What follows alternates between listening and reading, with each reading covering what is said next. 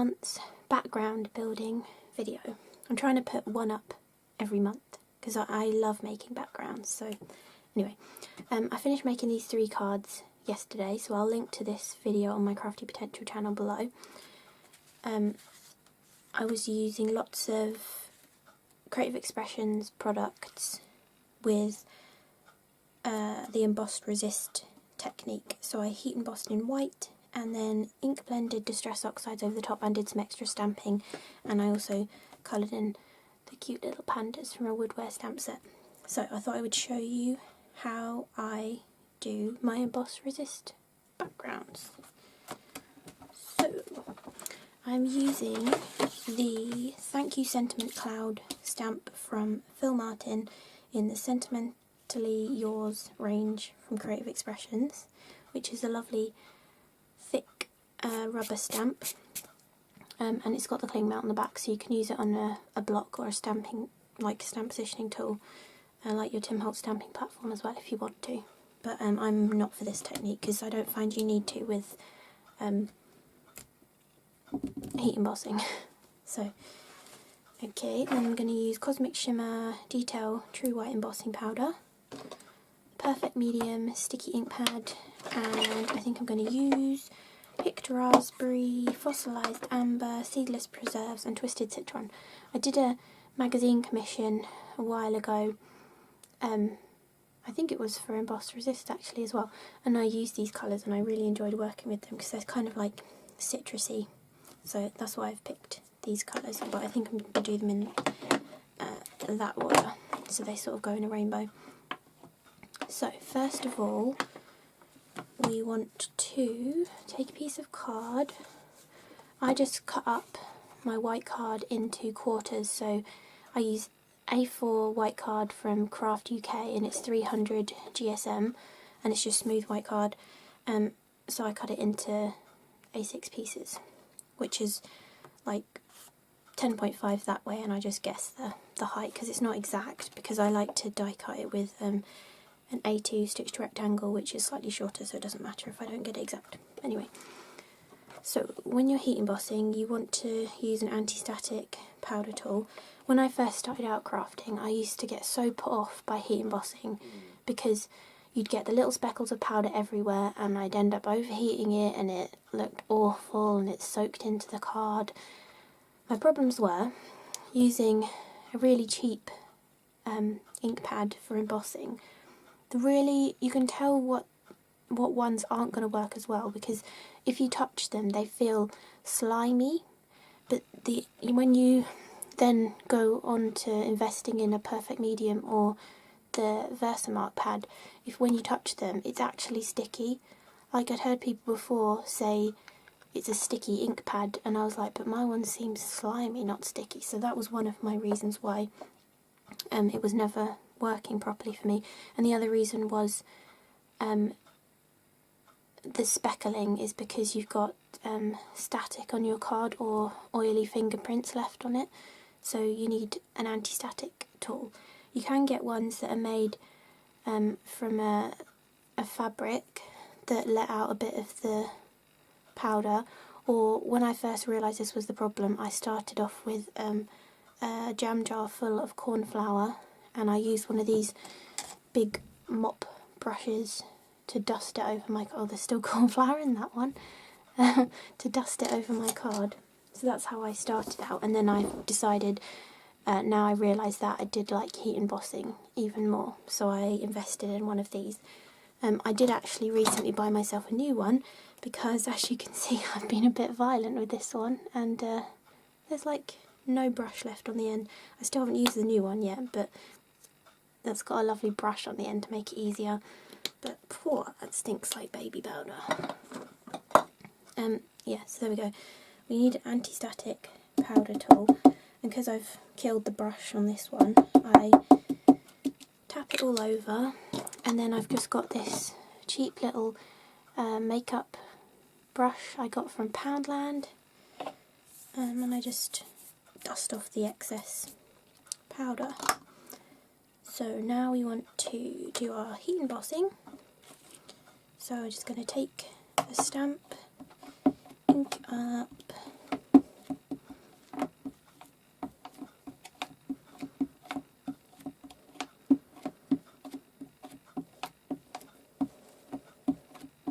can sort of, can you see that? Yeah, you can tilt it in the light just to check everything's shiny and covered with ink. So then I'm doing it this way because I don't feel like you need an acrylic block to do heat embossing. So because the ink's sticky, it just seems to work better. So I'm just going to place that on top and then simply press all over. And I mean, when you're doing a background, it doesn't really matter if you miss part of it, because you can always cover it up with the embellishment. It's probably going to get hidden behind whatever you add on top of it anyway, so I wouldn't worry too much. And then you can see, can you see? Oh, it's gone really blurry. You can kind of see it. Yeah, I should stop trying to show you that. Kind of see it. Right, then you want a scrap piece of paper and your white embossing powder, and then you just want to tip it all over, get the excess on the scrap paper, tap off any excess, flick it to get some off. If you've missed any places, you can just add a bit more, tap it again. And up here, you can see there's a little bit of residue. If you're worried about that, oh, and I've got a fingerprint on there as well, you can just use a small paintbrush that's dry. I keep this one as my embossing powder removing paintbrush. I just keep this in a separate pot from my other paintbrushes, so I always know that's the one. So we leave that there a second. Put the embossing powder back in the pot.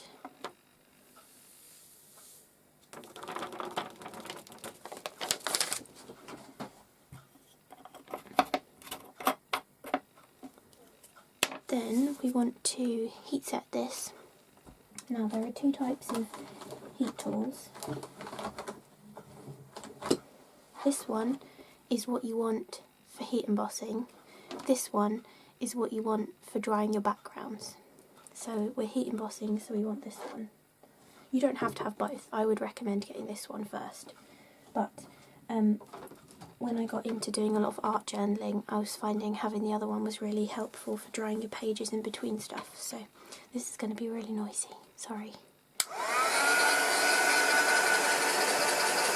Oh. Okay, one more top tip. You probably see me always putting my hand in front of my heat gun in my Crafty Potential videos. It's because you need to make sure your heat tool is hot before you take it to your cardstock. It just helps the powder melt quicker and you're less likely to overheat it and it sink into the cardstock.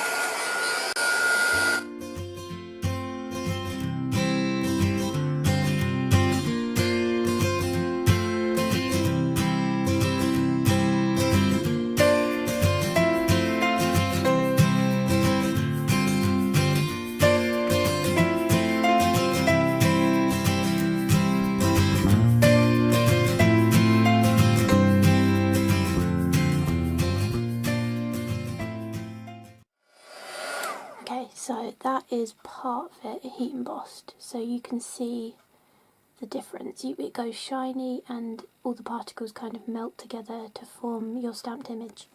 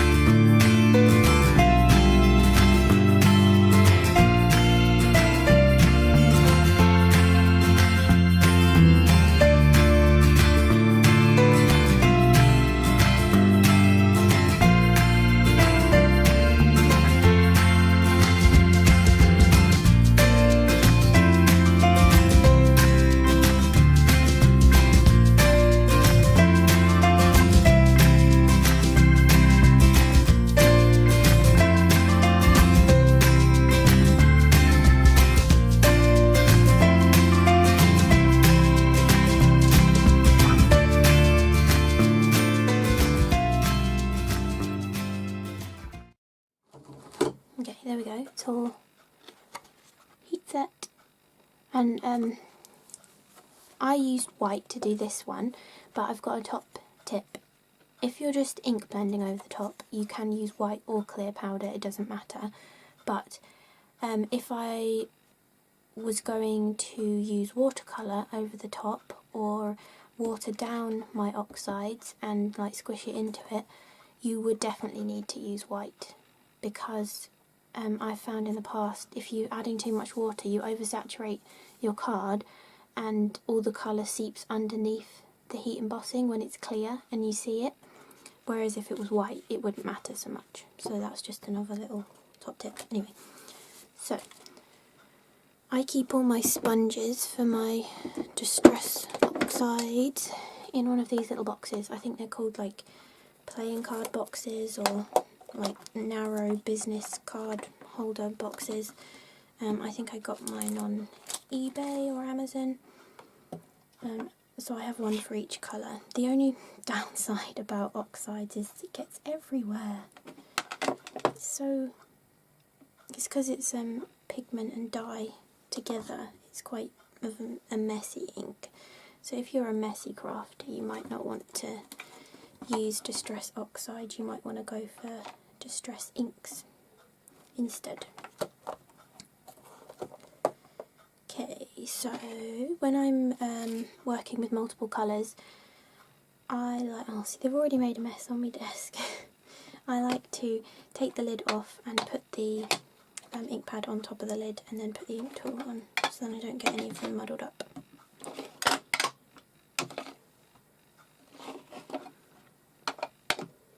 Okay, so I think I'm going to do the diagonal version. I really like that.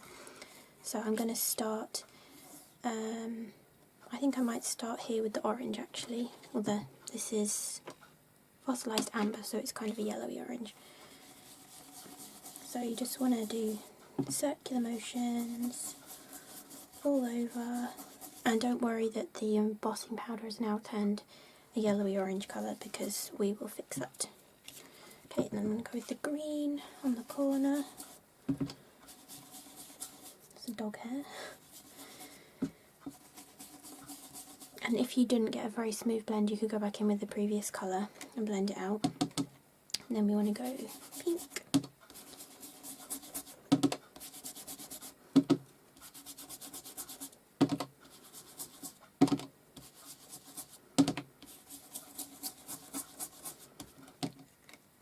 It's quite a smooth blend there, but if you did want to blend it out a smidgen more, you could just go back. And then finally purple.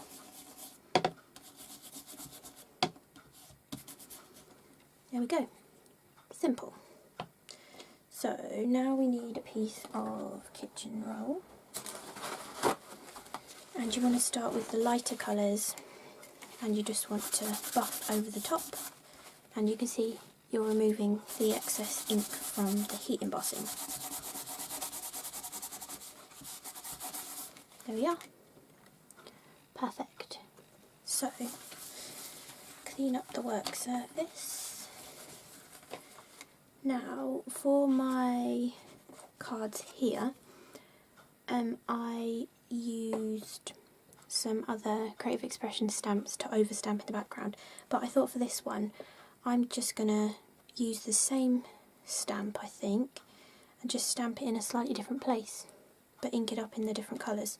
So, if we're going to stamp it like this, we want this part to be green. So we want to flip it back this way, and we want this diagonal to be green. So we just want to ink up the green. Then we want it to go into the yellowy orange, and I'm just holding my ink pad at a bit of an angle so that I don't contaminate the green that I've already put down. This might not line up perfectly, but I don't think it matters. I think it looks quite nice. Let's just hope I got it the right way around. Anyway, okay, then pink.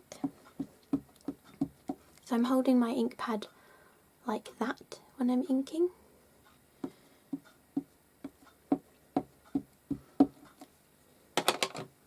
And purple, we can flip this way.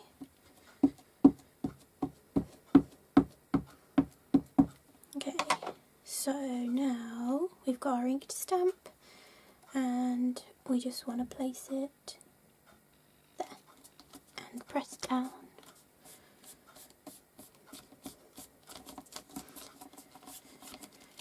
This isn't going to be a really crisp impression because we're partially stamping over heat embossing, which is raised, but it will give some nice extra interest to our background.